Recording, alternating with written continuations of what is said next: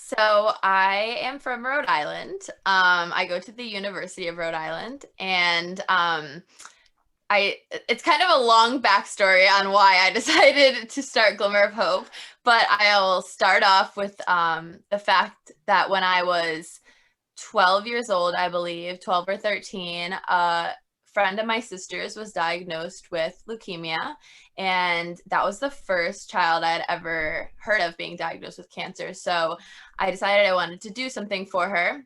So my mom broke out her sewing machines from when she was probably my age at the time and decided to teach me how to sew. So I sewed a hair bow and with a leukemia ribbon on it, and I sold it at my middle school and her middle school, and I raised $1,300 for her. And then that kind of progressed. A few years later, she nominated me for the Leukemia and Lymphoma Society Student of the Year campaign when I was 17.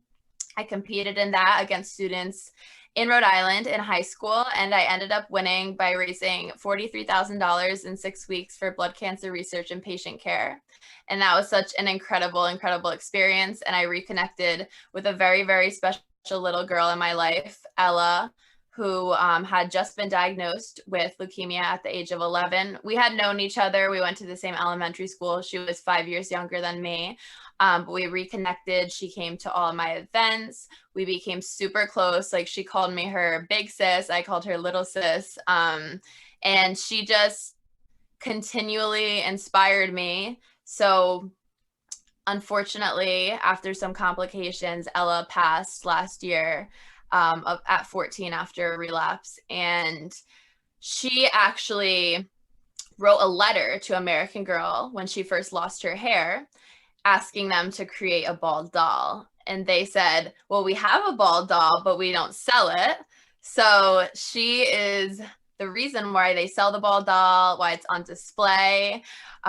We were able to go to New York and see it in the store, and that is the inspiration behind Glimmer of Hope, because our primary focus is sending out bald American Girl dolls, and the reason for the name Hope is because Ella named her doll Hope. I saw that story in the news. It's wonderful. Oh, thank you.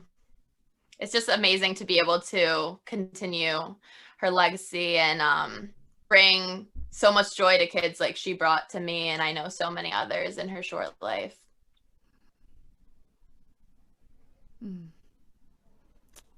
I think I'm looking at Anna. We're always trying to compete, asking for questions.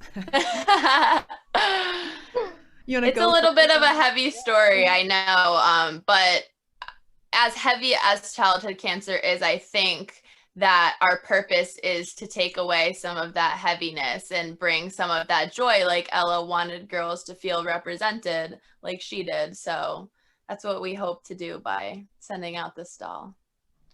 That's really beautiful.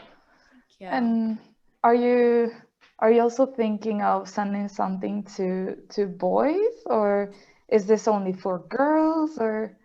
Yeah, so I kind of wanted to give the opportunity for all children, not only children, even like young adults that are going through cancer treatment. I'm 20 myself, and I can't even imagine what it would be like to be a 20-year-old and be in the childhood cancer unit, because that's how it is.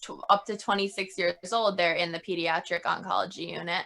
So we don't really have an age range. We'll send a package to pretty much anyone under 26 that's going through treatment or is in remission.